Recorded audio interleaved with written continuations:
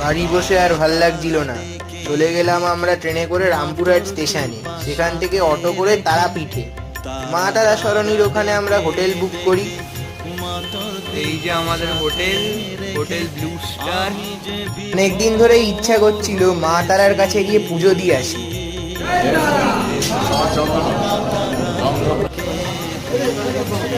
জয় মা তারা।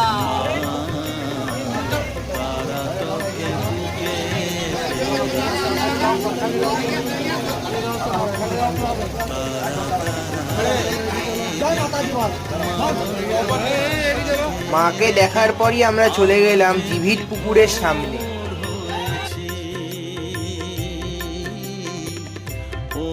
সন্ধেবেলা শ্মশানে গিয়ে একটু ভক্তি গানও শুনলাম। তারপর আর কি, একদিন থেকে ট্রেনে করে বাড়ি চলে এলাম।